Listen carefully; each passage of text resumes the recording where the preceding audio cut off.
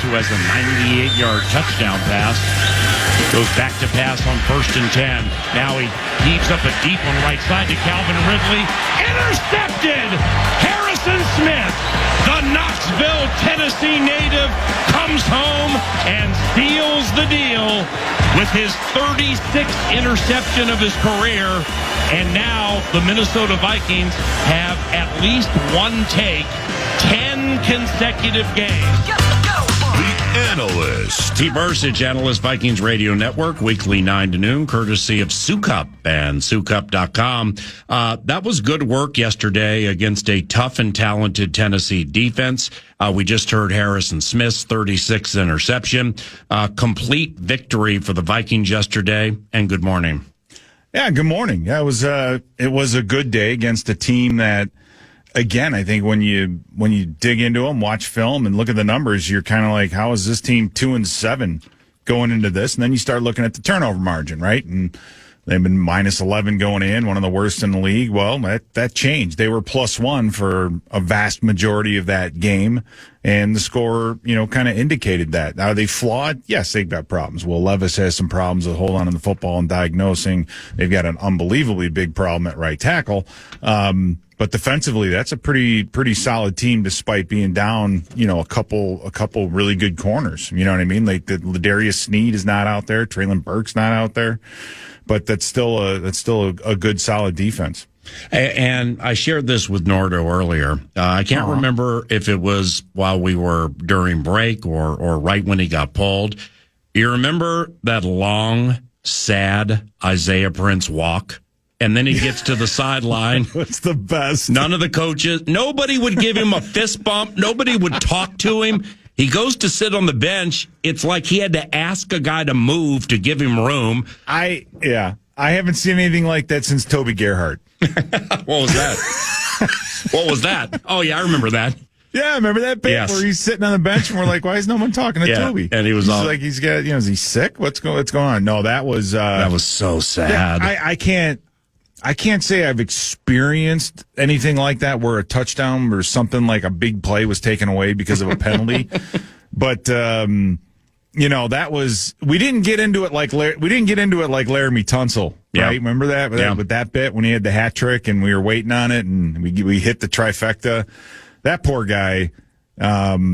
Huge play for Tennessee. It didn't get him the lead, but it got him right back into a one-score game. And then that was the third time. They've trotted out 4 right tackles in the last 2 weeks. So they're trying to figure that out. And then if you're Brian Callahan, you can't go yell that much at the offensive line coach because he's your dad. Right? What are you going to do? Close the door and cuss him out? Right. But turnabout could be fair play, where I've been waiting all my life to yell at you like this because this is legitimate. Fix this guy. Are you kidding me, Dad? Or I'm firing you. I mean, it's bring your dad to work day. Norv Turner was right next to Scott Turner in the Raiders coaching booth at Miami. That's smart. The one guy in the building is going to be loyal to you, and you go in there and dog cuss him. What'd you think of Will Levis?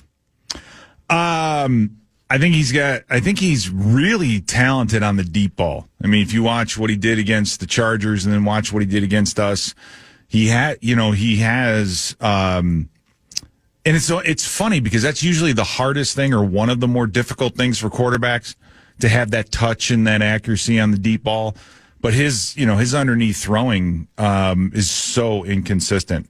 There were outlets and screens and things where the ball was delivered at guys' feet or outlet passes that were thrown behind the receiver, so they actually had to catch it and go out of bounds. They didn't have the opportunity to catch it and turn up the field. And every one of those, even though they're completions, you're losing yardage because you're not getting any run after the catch. I mean, watch the Packers, for God's sake. That's what they do. It's how they live. So the accuracy thing is there. But he just takes a long time to diagnose things, right? And a big guy. He's big. He looks bigger. He's a good sized guy. But when you see him on the hoof and out there in the field, he's a big man and he moves very well. So I was impressed with his size and his movement and his deep ball skills, but not impressed with his ability to diagnose what's going on underneath and, just holding on to the football. The guy's been sacked, I don't know, 30 or 28 times in the last 3 weeks. It's an ungodly number of times that guy's been sacked. And it's not all on his offensive line. A lot of it is, but not all of it. The Vikings defense is proving to be historically good. But there's something I want to bring up. So sit back for 21 seconds. Titans break the huddle, 3rd and 10 from their own 2, 16-3 Minnesota, middle of the third quarter. Been no scoring in the second half. Levis out of the shotgun, goes play action, no significant rush. He's going to throw deep right, caught! Nicholas Westbrook-Ikini, and he's gone for a 98-yard touchdown! So there's that. Metellus got twisted up by the sideline, and despite the illegal set, by Prince, where he was a couple of inches back with his set, you just can't do that this day and age. It nevertheless was Smith and Bynum getting lost trying to find Calvin Ridley. Now we've seen that a few times this year, where if the rush doesn't get home, or the just communicative breakdowns between safeties or a corner and a safety. We've seen it several times this year. What do you think? Well, we have. And again, I go back. If you look at Detroit and what happened there and the Rams and what happened there, I think a lot of it was the shifts in motions, but it looked to me like there were just mental errors, right? I think the first touchdown against Jacksonville, if I was a bet man, I would say somebody screwed that up. Maybe Cam Bynum not playing it right or whatever. But you have, I think what happened against Tennessee, obviously Metellus, he doesn't play a ton of deep half safety, right? He gets out there. It was a pretty simple play. I think he just misjudged the football. And that's the thing about Levis. And I say with arm talent is that he just, the way he put that ball where it just went a hell of a lot further than it looked like it was going. And then Shaq Griffin got caught flat-footed on a blitz where they're playing kind of a zero type of a look, and he was not expecting the receiver to run a post in that situation or have the time to run a post in that situation. So yesterday wasn't the big plays. I don't think came at the expense of mental errors or a little bit more just technique mistakes, those kinds of things. So yeah, it was concerning a couple weeks ago with the number, especially against Detroit. Just the number of every touchdown had some form of a mental error or mistake on the front end of it, and they were pretty obvious. But the last couple of weeks, I think it's more just the technique things. So that part of it's getting better. That was a big part of having Cashman back. I think just getting everybody back in their normal spots and in that regard. So, I think it was less mental error type of a situation this week and more of a technique, mistakes, if you will. The analyst Pete Bercich can be found via Twitter at Pete Bercich for hardcore football takes. Follow him as 9 to Noon does. And the Vikings have had 10 scenarios where they've gone back to back to back on the road. So 3 consecutive on the road within a season. 10 times in the history of the team, they've never won all 3. Three on a road is kind of grindy, isn't it? It's very grindy. It's very. I mean, even after you feel it. You're coming back from Tennessee, and you've won 2 games in a row on the road, but you're still kind of like, good Lord, here, it's just a grind. It is. It can be.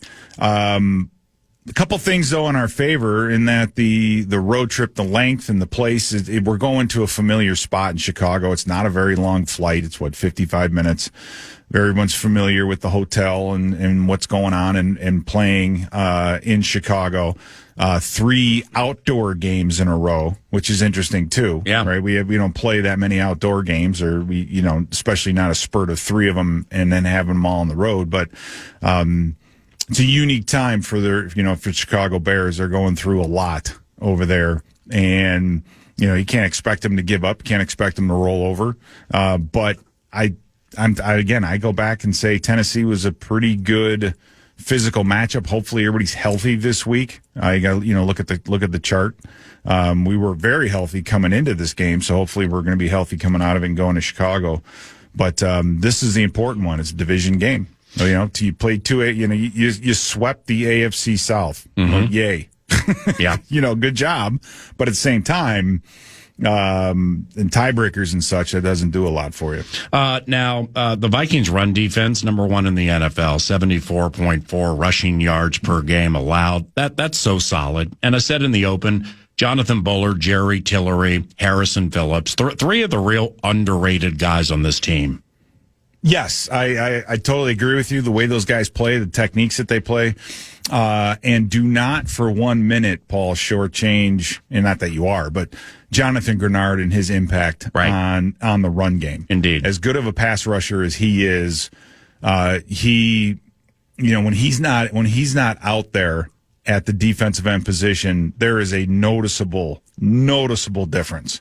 They can put 2 tight ends out there. They don't feel the need to throw another defender in the box because Grenard has it. He plays that end position so well. And then same thing with Van Ginkel. He's so good in space. And Grenard's smart, too. I mean, look at that little quarterback option bit that they were getting 4 or 5 yards on, 3 yards here, getting a first down. After they ran it 2 or 3 times, when they needed it on 4th down, what did Grenard do? He's like, forget the dive. He's not handing the ball off. He just went right after Will Levis, TFL. Boom. We get the football. So he's been a huge about that. And for both Ivan Pace and Blake Cashman, especially Ivan, their strong suit is being physical and playing downhill, blitzing, those kinds of things. So when you have a front 7 that's that good, physical, moves well. That's the other part of it too, is that these guys all move so well. Just because they line up in a gap doesn't mean that they're going to be there. It causes problems for offenses, and guys are physical and hustling to the football. And to put that in context, Titans coach Brian Callahan in his Friday press conference, the final one before the game, he said Jonathan Grenard is the most underrated edge player in the National Football League, and cited exactly what you just said, is his work against the run and how he diagnoses plays with those 7 sacks. And he's just a most underrated edge in the NFL, according to Callahan. Strong. That was really cool. That's the thing. He's strong. I mean, he's as fast and everything as he is. He's strong, and he's able to hold the point. And Paul, one thing that pops in my head, I can't remember if it was Tony Pollard or Tyjae Spears who had a run, and he got about 4 or 5. He got like 4 or 5 yards on it, but he had to redirect about 3 times just to get those 4 or 5 yards. Right? Yeah. That's that. And then if you have everybody hustling on the football, you're going to be able to make plays. You're not seeing a running back take the ball downhill, make one cut, and then just be 100 miles an hour north and south. Right? So when you're able to move the defensive front, make the running back redirect over and over again, you're just not going to see those huge runs. So overall, the whole group, the way, the technique, the people that you have, they've done a fantastic job. And then, by the way, if things get crazy, you can just blitz Byron Murphy and get a TFL. Yeah. Or you can send Harrison Smith if you get frustrated, they're moving the ball on the ground. You just dial up a safety blitz, or a corner cat, and get it at the right time. So there's the timing of it too that the coaches have executed brilliantly. So it's fun to watch. But yeah, the teams, when they had 15 yards of rushing, Paul, 15, 33. Well, 15 out of the running backs. Oh, I see. Yeah, you're right. Wow. 18 for a quarterback who had how many called runs? Great point. Hey, Right. lastly, that how about how on point that officiating intel was yesterday? Which I'll share right at the beginning of a broadcast on the Vikings radio network. Clete Blakeman's crew of the 17 staffs, his group calls the most penalties of anybody in the National Football League, averaging 16 per game, and they have called the most boom, boom, boom, boom. I mean, you talk about something living up to the hype. There were 16 penalties accepted in the game, 13 for Tennessee, which proves sometimes it pays to keep your mouth shut, right? Yeah, it does. Man, you even got it the unsportsmanlike or the conduct call on the head coach. Hey, listen. Yeah, they hurt themselves with Blakeman yesterday. He did. You realize this as a player, you can only control what you can control, and officiating is something that you can't. And we've been on the bad side of enough calls, in the recent past, that when things do go our way, I'm not, it is what it is. I'm not complaining, man. I'll take it. It's on the road. We've seen games where we have continually shot ourselves in the foot with pre-snap penalties. We didn't have a pre-snap penalty yesterday at all. Right. Don't overlook that. Right. There were no motion penalties, nothing. We had one late hit out of bounds on a special teams play and a holding call on Sherfield, and that's it. That's all. Right. So when you eliminate those pre-snap penalties, drives have a tendency to be more sustained, right? Well, you can't fumble the ball. You can't, you got to give up on trying not to get sacked as much. But by limiting those lost yardage plays, especially the pre-snap penalties, we've talked about those the last few weeks. That's something that is the easiest thing to fix. And they did. So good job to the Vikings. Is there KO film this week for Vikings.com? Yes, tomorrow morning we're filming at 11:30, so keep an eye out for it. We're going to go over the last couple of weeks, right on. And it's always awesome to hear his insight as to what they're doing, what the offense has been able to accomplish, and the defense as well. So it's my favorite thing to do, other than call games with you, of course.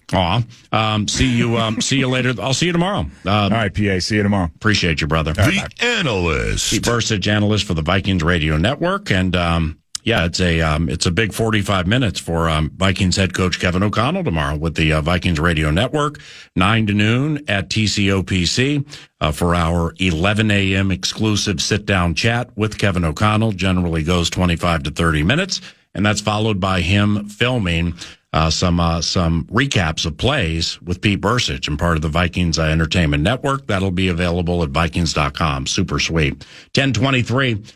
When 9 to noon continues, we will go to the other side of the equation and discuss a serendipitous victory yesterday for a certain team. In your face, Milwaukee! The Sultan is now.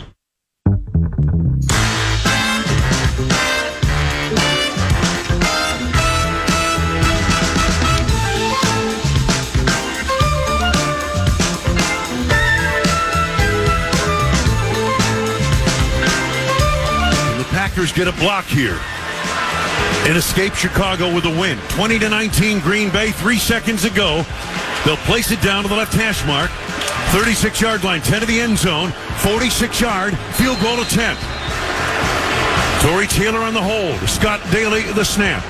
Cairo Santos for the game. Signals being called. Here's the snap. Placement made. The kick is blocked. It is blocked. It is blocked. And the Packers have won. Beautiful. It is blocked. Beautiful. It comes up short. And the Packers have won 11 straight over the Bears. 20-19. Oh, my goodness. What a finish. And there is your dagger. David Sinykin, the Sultan of Smug, at TC Head Cheese via the tweet machine. Also writes about the Green Bay Packers for zone coverage. It's 10:29. Good morning.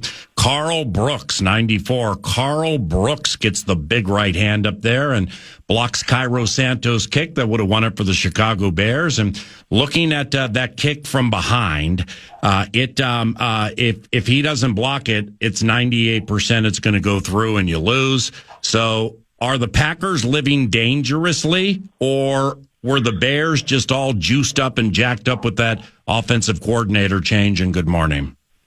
Yeah, good morning. Probably a little bit from column A and column B. I think what was most beautiful about that block, it was his middle finger that got pigskin there, which is just ideal for Packer fans when you're in Soldier Field. Yeah. What's cool is that you heard afterwards that special teams coach Rich Bercich basically challenged the unit to block a kick, PAT, field goal, whatever. He said Santos kicks it low. Their guards are beatable up the middle. And so they kind of took it as a challenge. It's kind of cool to hear about that, the way it goes down, and then Dagger calling for it before the play is snapped is pretty cool. The bomb. Absolutely sweet. The demise of Christian Watson has been greatly exaggerated, David. He goes for 150 yesterday, didn't get into the end zone. He had a long of 60. 4 targets, 4 catches, $150 for the NDSU kid. What did it look like? Yeah, and not only that, he ran 15 routes the whole game. So he basically gained 10 yards every time he went out for a pass. Packers only threw the ball 17 times, and they only had the ball for 23 minutes. It was really a weird game, very few possessions. The one long pass to Watson earlier was a bad decision by Love into double coverage, but Watson made a great play on it. And then the big play late that led to the go-ahead score was, just vintage Watson that you see, like, unfortunately, about twice a year.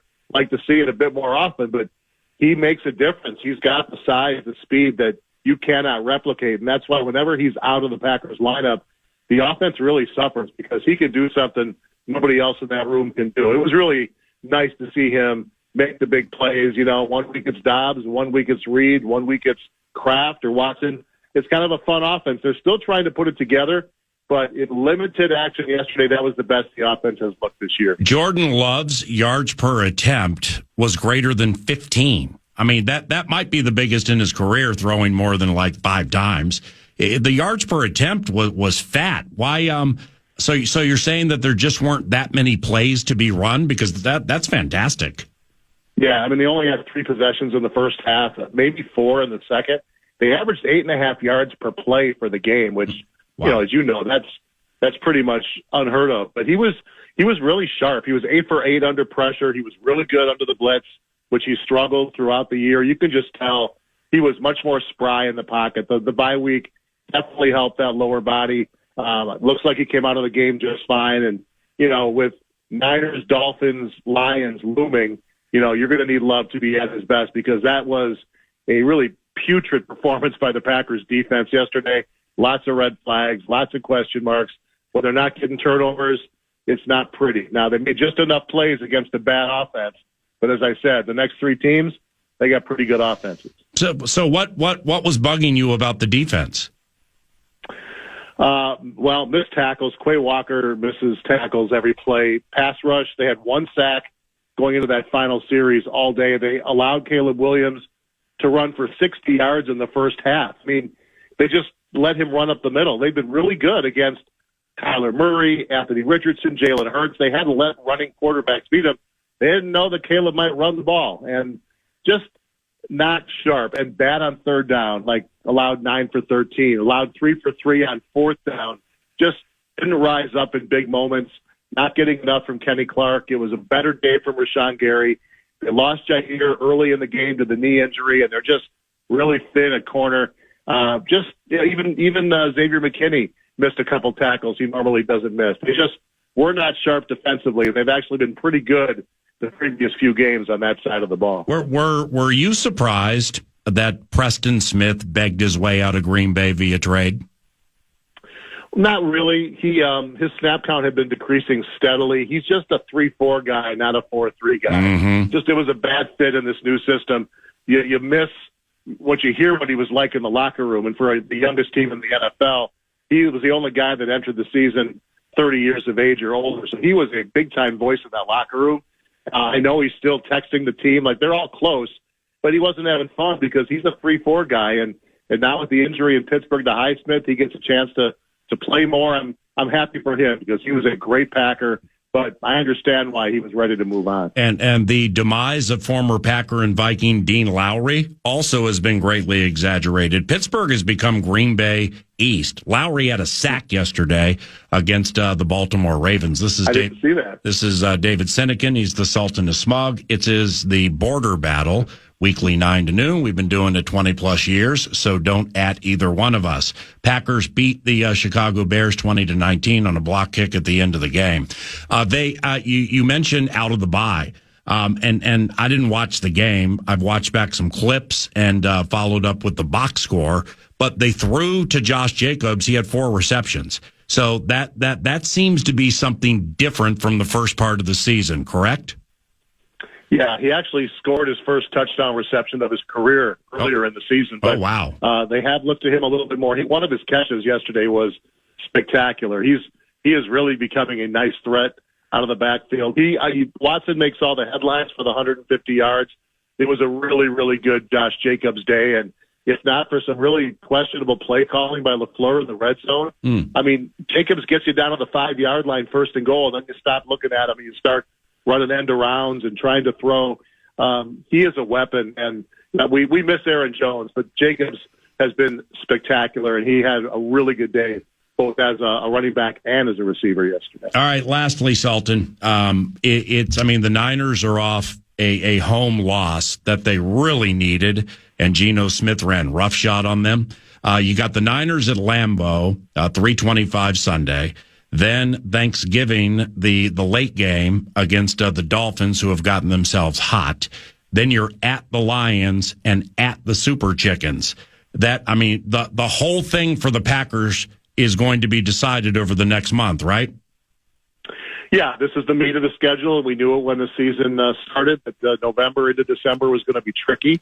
I was actually hoping the Niners would pull that game out yesterday. I don't love facing a desperate Niners team that knows they have to go to Buffalo the following week. So they could be staring at a 3-game losing streak. Nick Bosa looks like he's unlikely to go after the injury yesterday. Yep. That's huge. And if George Kittle misses another game, well, then I give Green Bay a good chance. But that's our nemesis. We have a hard time with that squad.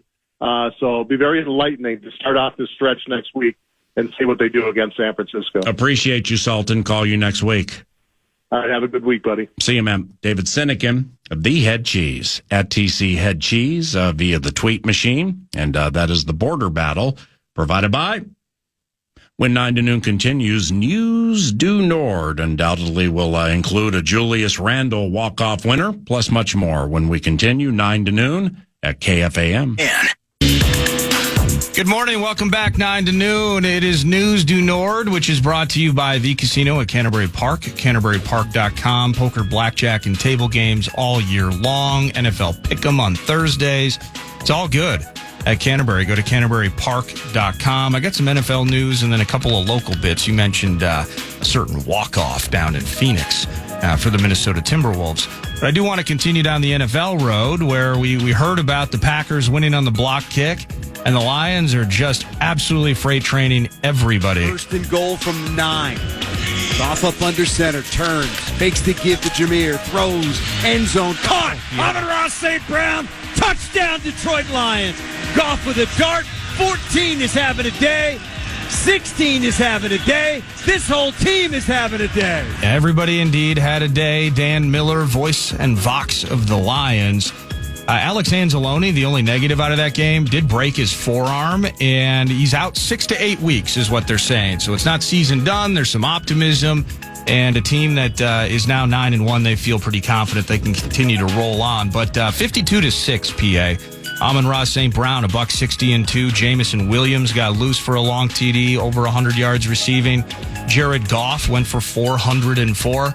Oh, and they ran for nearly 200 yards as well. Goff threw for how much? It was 4 and change. I think it was like 410, we'll call it, 412. Attempts and completions, happen to know? I'll get it in front of me here momentarily. Well, the reason I ask is, I mean, from that 18 for 18 or 15 for 15, which could be an ESPN 30 for 30, how accurate he's thrown this year, accurately he's thrown this year. Oh, God. It's if you hit me with, like, to get to that 400 and change, it was like a 27 for 30. I'm going to be like, well, just another day at the office for old JG. Pretty close, 24 of 29. Oh, wow. Look 14 at him. an attempt. Look at him go. It's his fourth game with a passer rating over 140. Wow. It is his third game of the season with a passer rating over 150. And his 158.3 yesterday. You can't do better than that from a rating standpoint. Right.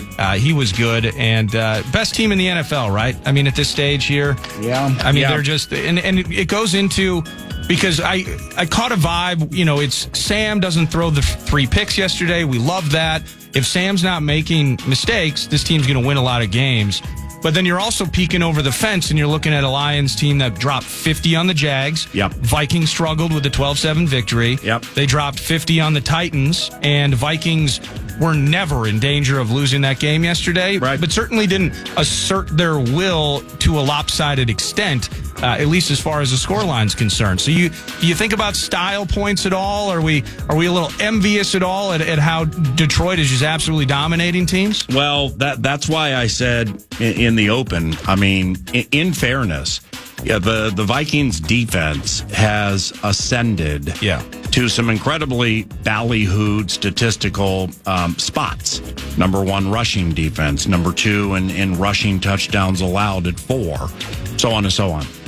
The only Vikings team in 40 years to head into a 10th game with 30 sacks, at least 30 sacks, and at least 15 interceptions. Well, okay, that counts because they all count as the schedule maker lays them out. However, the last time we played a Super Bowl winning quarterback before Flacco, in Matthew Stafford, kind of had his way with the defense. He did. The week before that, the longest run we've given up this year is 45 yards to Jahmyr Gibbs. Okay, well, we know the team for whom he plays, and they scored 30 plus. So it's all in context, and it depends on who you get and when you get them. Now, the Anzalone loss, on top of the Hutchinson loss, there are only so many significant key losses you can take on one side of the ball before there is a change.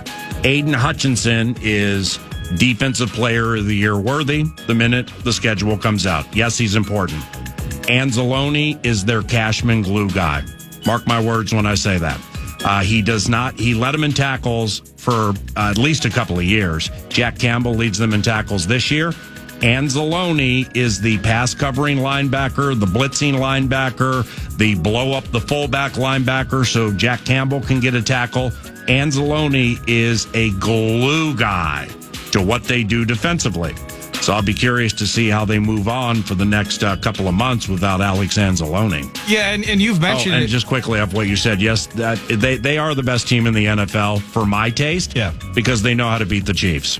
They're not afraid of the Chiefs. They know how to beat the Chiefs. They know how to beat them at Arrowhead, which wouldn't happen in the Super Bowl. But yes, this is the best overall team in the NFL, the Motor City Kitties. To Mile High, looks like Peyton might have Bo Nix rolling. Play fake. Bo rolls to his right, squares his shoulders, throws a strike. That ball caught, and this is little Jordan Humphrey pulling away to the 20, 15, 10, 5, touchdown. I mean, when you were Jordan Humphrey, when you were writing the name on the Lil, is that on the birth certificate?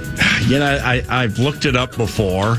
It's like the Bears had a corner named Buster Screen. Yeah. And that wasn't his name. It wasn't. It was really deep as to like how they nicknamed him Buster. Little Jordan Humphrey, I believe, is his birth given name. I think. Let's go to... He used to play for the Saints. I remember him from there.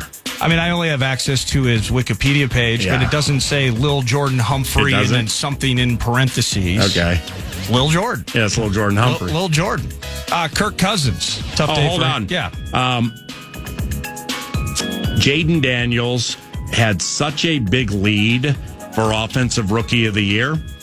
That lead... That window's closing. Right. If it was 10 lengths, it's now 1. Bo Nix is en route to becoming the National Football League Offensive Rookie of the Year. Yeah, it's well, this is according to FanDuel. Yep. Jaden Daniels still minus 600. But Bo Nix is second. He's plus 400. That still feels like that's light. That's a sizable gap. It's a big gap, but I thought if you got a minus 600, you'd have a plus like 600, 700, or 800 on the other side. But I think it's a 2-horse race. So Bo Nix second at plus 400. Brock Bowers 25 to 1. Yeah. And so that's where that massive gap is. For a tight end to win it, I mean, that would be a long shot. But Laporta had the greatest tight end season for a rookie in the history of the National Football League last year. Yeah. And Bowers is running by him. Yeah, he is. And he had another touchdown yesterday for the Raiders, albeit in a loss. But in the end, Bo Nix, back to that, he is playing well. 300 yards and 4 passing TDs. They shut down Cousins. Cousins threw a pick. He was in cement yesterday. Got sacked 3 times as well. It's kind of interesting how things are laying out. First of all, the Broncos are 6-5. They had just lost to the Ravens and Chiefs, but they got Raiders, Browns, and Colts around the corner. So a chance for them to maybe become a thing in the AFC playoff race. But for Cousins, now this team in the NFC South, the Bucks feel like they're done, but the Falcons' defense is a massive issue. We were looking at the additions of Judon and Simmons at safety and on the defensive front. Grady Jarrett still making plays, certainly latter stages of his career. But they're not beating anybody with force these days. And you know the way it's laying out right now? If the season ended today, the 8-2 Vikings, unfortunately, would be a wild card team. They'd go down to Arthur Blank's spot in a playoff game and face Kirk Cousins. Everything that is south in the National Football League is heading south, metaphorically. The NFC South, I mean, it's gone from one of the best divisions in the NFL to just kind of being flat ratty. Now, with Tampa Bay, they lose Godwin and Evans. Evans is going to return, and they've squeezed every single thing out of that defense. And Baker Mayfield, they can get nice two-headed running attack with White and Bucky Irving. So they're good. Vita Vea has been in and out with injury too, and he's high end. The Saints fired their coach. Carolina is last place, and Atlanta has all these defensive problems and is a little herky-jerky. So the AFC South and the NFC South, that would be a nice little civil war between those South teams. Speaking of teams that are going south, it's a weird division. The Cardinals are in the lead, and the Niners sometimes they just lose weird ones to the Seahawks. Gets the snap, looks, steps up, gonna run, 10, 5, Gino, touchdown, Seahawks, holy catfish. Holy catfish, Steve Rabel, Seahawks broadcasting. They're down 17-13, 12 seconds left. That highlight you just heard there was Geno Smith with the rushing TD to dagger the game. There was no Kittle yesterday. Brock Purdy struggled, 159, 1 score and a pick. He had a rushing TD as well, though.